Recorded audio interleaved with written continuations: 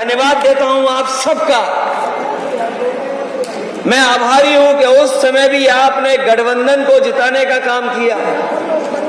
कोई नहीं सोचता था कि बहुजन समाज पार्टी जो शून्य है वो सीटें पा जाएगी, लेकिन बिजनौर और नगीना के लोगों ने जिस तरीके से माहौल बनाया था और उसका परिणाम हुआ कि गठबंधन जो उत्तर प्रदेश में बना उसने भारतीय जनता पार्टी को 15 सीटें हराने का काम किया।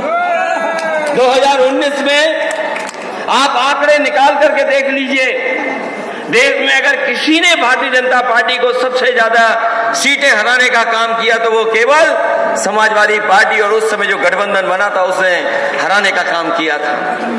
अभी जब गठबंधन की तैयारी हुई, इंडिया गठबंधन की चर्चा शुरू हुई, मैं जानता हूं बहुत सारे लोग दिली ये सोचते थे कि ये कैसे भी गठबंधन हो जाए। जब अखबारों में पढ़ते थे कि गठबंधन कुछ हो नहीं पा रहा है, कुछ सीटों को लेकर के झगड़ा है, तो हमारे बहुत सारे लोग निराश हो जाते थे।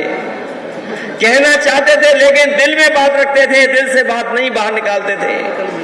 हम अपने कार्यकर्ता नेताओं से भी जब अकेले में बात करते थे तो वो कहते थे कैसे भी गठबंधन कर लेना, अगर गठबंधन करोगे तो आपका माहौल भी अच्छा होगा, सीटें भी ज्यादा जीतोगे।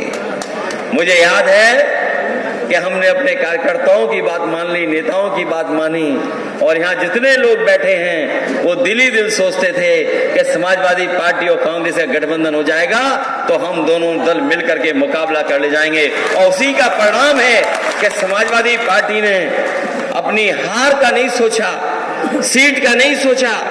लोग जब सीटों का आकलन करने लगे तो उन्होंने कहा कि बताइए आपने कांग्रेस को इतनी सीटें दे दी।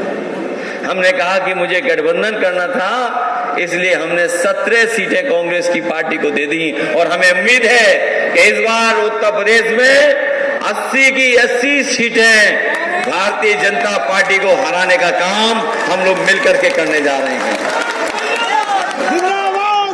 बताओ, पहले चरण में समाजवादी और कांग्रेस का माहौल बनाओगे आप के नहीं बनाओगे? कहीं ऐसा ना हो